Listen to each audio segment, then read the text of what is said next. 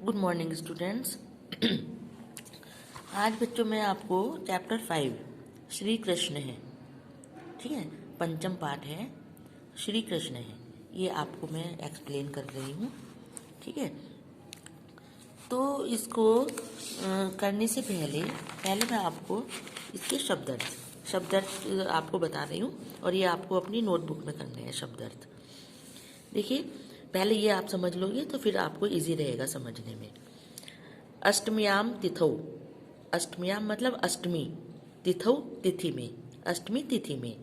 तिथि होती है ना, द्वितीया, तृतीया, चतुर्थी, पंचमी, षष्ठी, सप्तमी, अष्टमी, नौमी, दशमी।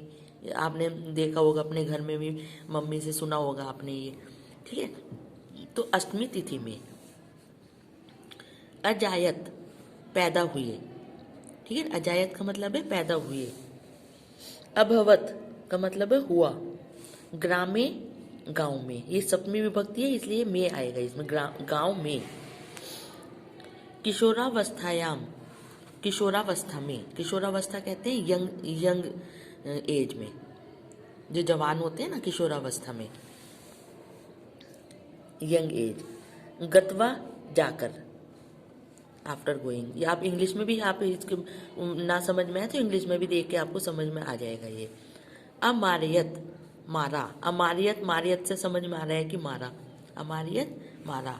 मातुलह, मामा, मातुलह का मतलब है मामा, ठीक है। तो अब मैं आपको ये चैप्टर समझा रही हूँ।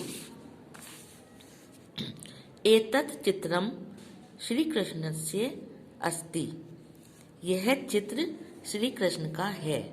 कृष्ण से, कृष्ण का, षष्ठी विभक्ति है ये। यह चित्र श्री कृष्ण का है। अस्ति मतलब है, ये एक वचन है तो एक इसके साथ एक वचन आएगा। बहुवचन होता है तो बहुवचन आता है, द्विवचन होता है तो द्विवचन आता है। श्री कृष्णाय नमः, श्री कृष्ण को नमस्कार है।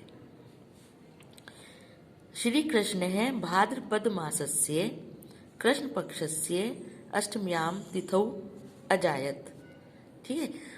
श्री कृष्ण भाद्रपद मास के कृष्ण पक्ष की अष्टमी तिथि में पैदा हुए। जो श्री कृष्ण है, श्री कृष्ण भाद्रपद मास की, भाद्रपद एक ये महीने का नाम होता है हिंदी के, जैसे सावन का नाम सुना होगा आपने, श्रावण, भाद्रपद, भादो भी बोलते हैं इसको, मोस्टली आम लैंग्वेज में इसको भादो बोलते हैं, भादो। तो भाद्रपद, क्योंकि श्री कृष्ण भाद्रपद मास की, मास कहते हैं महीने को, भाद्रपद मास की कृष्ण पक्ष की अष्टमी तिथि में पैदा हुए। कृष्ण, एक देखिए दो पक्ष होते हैं एक महीने में, एक कृष्ण पक्ष होता है, एक शुक्ल पक्ष होता है, ठीक है। तो कृष्ण पक्ष की अष्टमी तिथि में पैदा हुए। कृष्णस्य पिता वसुदेव है आसीत, कृष्ण के पिता वसुदेव थे, ठीक है, कृष्ण के पिता वसुदेव थे। तस्य मातुः नाम देवकी आसीत, उनकी माता का नाम देवकी था। देखिए, अस्ति का मतलब है, आसीत का मतलब है था, ठीक है, पास्ट टेंस हो गया ये। संदीपन मुनि कृष्णस्य गुरुः आसीत, संदीपन मुनि कृष्ण के गुरु थे। देखिए, हिंदी में भी अनुवाद है इसका, आपको एक एक सेंटेंस पढ़ के आप हिंदी में भी आप इसको आराम से समझ सकते हो। अभी मैंने आपको समझा दिया, तब भी अगर आपको सही से समझ में नहीं आया हो तो आप ये हिंदी में पहले एक लाइन पढ़ना, फिर उसका हिंदी देखना, तो आपको समझ में आ जाएगा ये। Next paragraph. कृष्णस्य लालन पालनम, कृष्ण का लालन पालन नंद यशोदयो गृहे अभवत, नंद और यशोदा, नंदलाल भी बोलते हैं इनको, नंदलाल और यशोदा के घर में हुआ। देखिए, ये तो आपको पता ही है, कृष्ण का जो जन्म है देवकी उनकी माँ थी, देवकी के यहाँ पैदा हुए थे वो, ठीक है, और यशोदा ने उनका पालन पोषण किया था। ये तो आपको कहानी पता है ना, जब वो पैदा हुए थे तो उसके बाद, क्योंकि कंस उसको मारना चाहता था श्री कृष्ण को, तो जो वो थे वसुदेव, उनको एक टोकरी में रख के, और बहुत बारिश हो रही थी, टोकरी में रख के, और वो, क्योंकि जो नंद थे ना, नंद और यशोदा, नंद उनके दोस्त थे, फ्रेंड थे उनके, वसुदेव के, तो वो उनके घर लेके चले गए थे। उनके घर में एक लड़की का जन्म हुआ था। ये तो स्टोरी आपको पता है। लड़की का जन्म हुआ था तो उन्होंने श्री कृष्ण को तो वहाँ लिटा दिया और उनकी जो लड़की थी उसको वो वापस लाके और देवकी को दे दिया।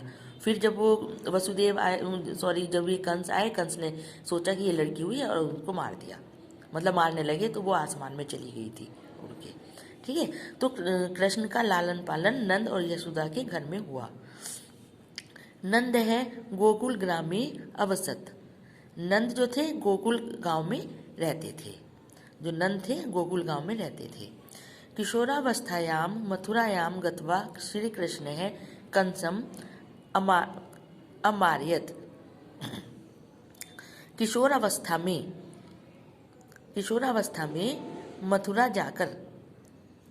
जाकर श्री कृष्ण ने कंस को मारा। ठीक है ना। किशोरावस्था में जब वो बड़े हो गए थोड़ा, तो किशोरावस्था में मथुरा गए वो, और वहाँ पर उन्होंने श्री कृष्ण को कंस को मारा। कंस है श्री कृष्ण से मातुलः आसीत। जो कंस था वो श्री कृष्ण के मामा थे। ये तो आपको स्टोरी में पता है ना। जो देवकी थी वो कंस की बहन थी, तो मम्मी का जो भाई होता है वो मामा होता है ना, तो वो उनके मामा थे। कंस श्री कृष्ण के मामा थे। ठीक है, तो आज बस आप एक तो ये शब्दार्थ लिखना और इसको अच्छे से समझ लेना पूरे चैप्टर को। अब जो नेक्स्ट आपका यूटी होंगे तो उसमें ये चैप्टर आएगा। ठीक है, और इसका आप एक काम और करना, आप इसका ये जो एक पैराग्राफ है, पैराग्राफ लिखना, एक पैराग्राफ, फिर उसका ये अर्थ लिखना, अनुवाद करना। इस पैराग्राफ का अनुवाद करना है ये आज कर लेना आप, और फिर नेक्स्ट फिर ये कर लेना। पूरे चैप्टर का आपको अनुवाद भी लिखना है, तो तब आपको अच्छे से समझ में आ जाएगा। पहले तो आप इसके शब्दार्थ लिखना, फिर इसका ये पहले ये लिख के फिर इसका अनुवाद कर लेना।